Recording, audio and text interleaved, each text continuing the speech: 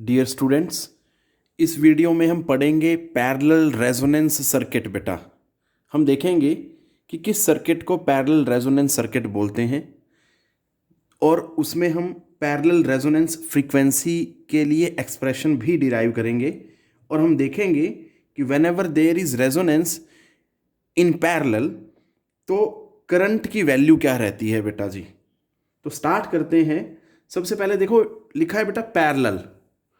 Parallel का यहाँ पे मतलब है जिसमें एसी सर्किट होगा, बट उस एसी सर्किट में इंडक्टेंस और कैपेसिटेंस, या मैं ये बोलूँ इंडक्टर और कैपेसिटर दोनों जो होंगे पैरेलल अटैच्ड होंगे to the source of alternating EMF.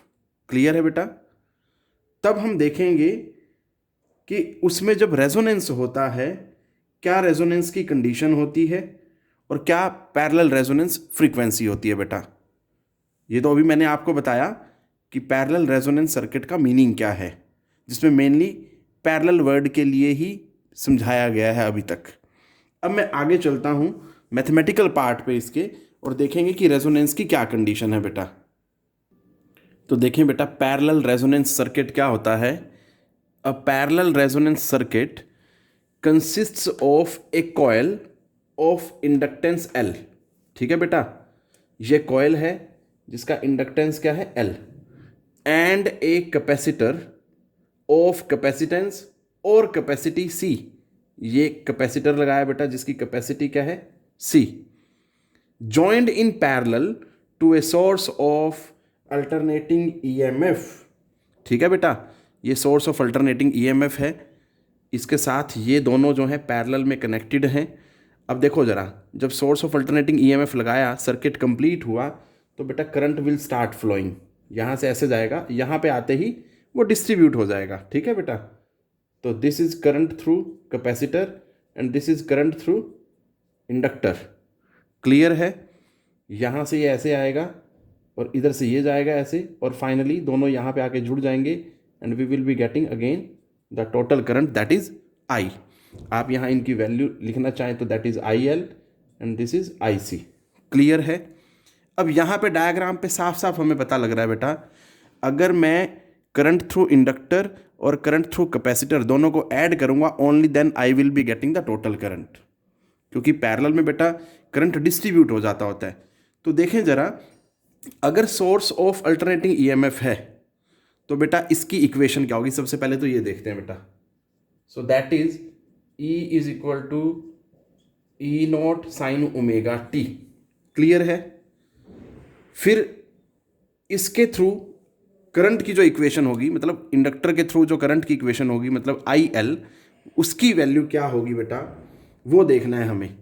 अब याद करें, जब अकेला इंडक्टर लगा होता है एसी सर्किट में, तो हमने पढ़ा हुआ है जो करंट होता है बेटा, that lags behind the EMF by a phase angle of 90 डिग्री। क्लियर है? तो जरा अगर आप ध्यान से देखें, सो आई एल मतलब करंट थ्रू इंडक्टर क्या होगा बेटा, that is I naught sine omega t minus pi by two. ठीक है बेटा, मैं इसको थोड़ा सा मॉडिफाई कर रहा हूं क्योंकि करंट थ्रू इंडक्टर चाहिए मेरे को। ठीक है, सो उसके लिए मुझे आई नोट की वैल्यू जो है कन्वर्ट करनी पड़ेगी ईएमएफ की टर्म में बेटा। ठीक है, तो वो कैसे लिखा जाएगा, that is E not by XL. ठीक है बेटा, जैसे आई क्या होता है, वी बाई आर होता है, in the same way I L जो है ई नॉट बाई एक्सएल हो गया बेटा जी। तो यहां sign omega t minus pi by to, इसको नंबर दे दिया बेटा 2। क्लियर है? अब बात करते हैं करंट थ्रू कैपेसिटर की। तो याद करें, जब अकेला कैपेसिटर होता है एसी सर्किट में, तो उस टाइम पे करंट थ्रू कैपेसिटर जो होता है that leads the EMF by a phase angle of 90 degree. So उस सिचुएशन में करंट थ्रू कैपेसिटर की इक्वेशन क्या बनेगी वो देखते हैं। सो बेटा I naught sine omega t plus pi by two. अब फिर आई नॉट की वैल्यू मेरे को ईएमएफ की फॉर्म में लिखनी है बेटा जी, तो ये क्या हो जाएगी, that is E naught X C sine omega t plus pi by 2, इसको नंबर दे देते हैं 3 बेटा। ठीक है, अब जरा ध्यान से देखें, मुझे टोटल करंट चाहिए बेटा, दैट इज आई। क्लियर है? यहाँ पे आप क्लियर देख सकते हैं, इसमें कंफ्यूज मत हो जाना बेटा। ये आई जो है यहाँ लिखा हुआ था जो, that is for this one, मैं इसको इधर लिख देता हूँ। ठीक है, अब मुझे चाहिए टोटल करंट बेटा, that I will be obtaining by adding I L and I C. तो देखो बेटा, तो जब दोनों को ऐड करते हैं तो कैसे मैथमेटिकल पार्ट चलता है वो देखना जरूरी है बेटा। तो बेटा जी टोटल करंट देखें जरा, वो क्या हो जाएगा, I is equal to I L plus I सी।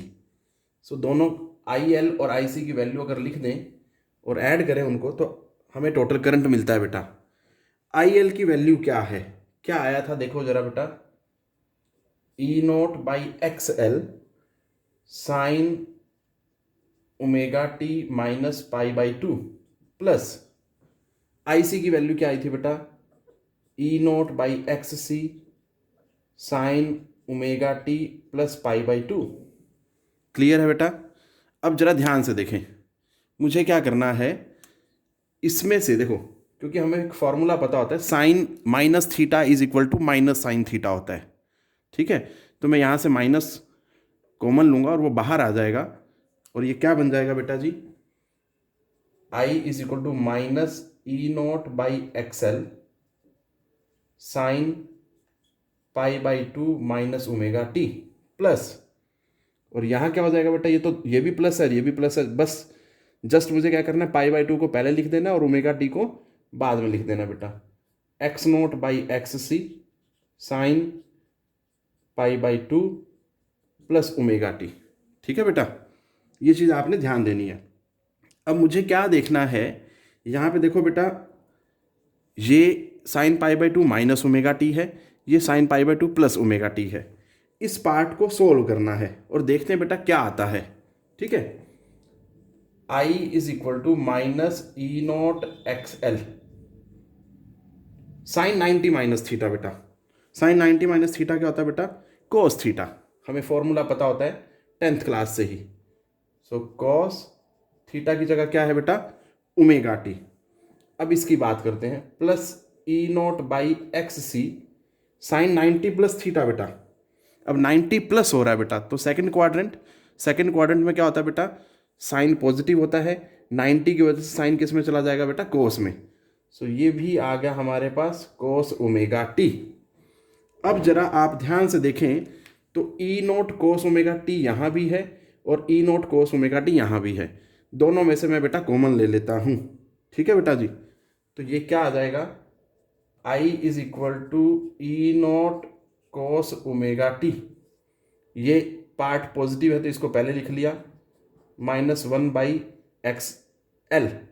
ठीक है बेटा जी, ये 1 बाई एक्स सी हो गया, ये वाला पॉजिटिव पार्ट पहले लिख लिया और ये नेगेटिव वाला पार्ट बाद में लिख दिया बेटा। ठीक है, तो ये चीज़ आ गई बेटा।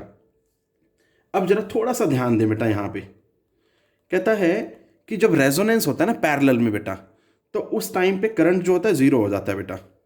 ध्यान से सुनना ज़रा। ठीक है, चाहे तो आप इसकी वैल्यूज़ लिखना चाहें अभी तो वैल्यू लिख सकते हैं। अगर मैं इसकी वैल्यू लिखूं और फिर इसको सॉल्व करूं, देखें I is equal to E naught cos omega T.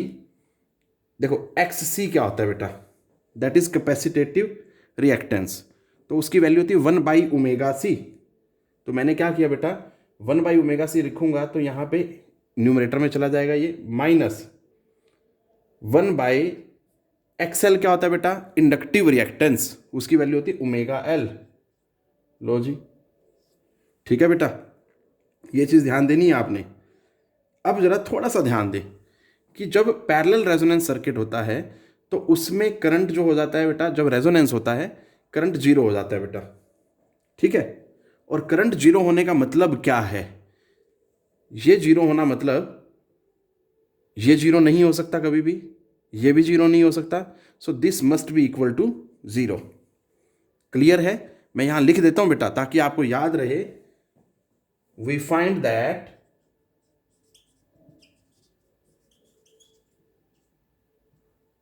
I is equal to 0 when omega C minus 1/ω_L is equal to 0। Clear है बेटा? अब इस पार्ट को मुझे सॉल्व करना है, ठीक है, और पैरेलल रेजोनेंट फ्रीक्वेंसी निकालनी है। देखो जरा कैसे होगा बेटा। तो बेटा इसे हम सॉल्व करते हैं। 1/ω_L को उधर ले गए, omega C is equal to 1/ω_L। Omega को इधर ले आए, मल्टीप्लाई कर लिया, और सी इधर आके डिवाइड हो गया बेटा। Omega square is equal to 1/LC। तो ओमेगा क्या हो जाएगा बेटा जी? That is 1/√LC। क्लियर है? अब ओमेगा हमें पता होता है, दैट इज 2π होता है बेटा जी, इज इक्वल टू 1/√LC। मुझे न्यू चाहिए, सो nu is equal to 1/2π√LC। तो ये पैरेलल रेजोनेंस फ्रीक्वेंसी आ गई बेटा मेरे पास। इस पर्टिकुलर फ्रीक्वेंसी पे जो है रेजोनेंस होता है, और कब होता है? जब इंडक्टर और कैपेसिटर पैरेलल में अटैच्ड होते हैं बेटा, with a source of alternating EMF. और याद रखें, इस पर्टिकुलर फ्रीक्वेंसी पे करंट थ्रू द सर्किट क्या हो जाता है बेटा? जीरो हो जाता है। ठीक है बेटा, देखें जरा कैसे जीरो होता है। मैं ग्राफ बनाता हूं यहां पे, और फिर हम इसके कुछ पॉइंट्स पढ़ते हैं बेटा पैरेलल रेजोनेंस सर्किट से रिलेटेड। सो देखें बेटा पॉइंट्स क्या हैं इससे रिलेटेड। फर्स्ट पॉइंट की अगर हम बात करें, एट पैरेलल रेजोनेंस फ्रीक्वेंसी, ये रही बेटा, this is known as parallel resonant frequency. इस पर्टिकुलर फ्रीक्वेंसी पे अगर आप देख पा रहे हो तो करंट क्या हो रहा है बेटा? जीरो हो रहा है। ठीक है, तो इसका क्या मतलब है? That means the resonance circuit does not allow any current to flow through it at resonance. ठीक है बेटा, पैरेलल रेजोनेंस सर्किट की बात कर रहा हूं बेटा मैं। ठीक है, सेकंड पॉइंट अगर देखें, parallel resonance circuit is also called filter circuits और रिजेक्टर सर्किट और एंटी रेजोनेंस सर्किट। बेटा जो मर्जी बोल सकते हो आप इसे। क्यों ऐसा है? क्योंकि बेटा as they reject the current corresponding to parallel resonant frequency, मतलब इस पर्टिकुलर फ्रीक्वेंसी पे करंट को ये जीरो कर देते हैं, मतलब, या मैं ये बोलूं कि करंट को पास नहीं होने देते हैं इस पर्टिकुलर फ्रीक्वेंसी पे बेटा, and allow other frequencies to pass through. ठीक है बेटा, ये चीज़ ध्यान देनी है। इस पर्टिकुलर फ्रीक्वेंसी पे करंट को पास नहीं होने देते, मतलब करंट जो है क्या रह जाता है? जीरो, और बाकी फ्रीक्वेंसीज जो है इसमें से पास हो जाती हैं। जैसे बेटा हम चाय को छानते हैं ना, तो चाय छलनी में से जैसे छन जाती है, तो चाय पत्ती को रोक लेती है और बाकी चाय को पास होने देती है बेटा उसमें से। तो जैसे वो एक फिल्टर की तरह काम करता है, बिल्कुल इसी तरह से ही पैरेलल रेजोनेंस सर्किट जो होता है, they act like filter circuits. That's it बेटा, which I wanted to discuss in this video regarding parallel resonance circuit. बेटा टेक केयर, पढ़ते रहें।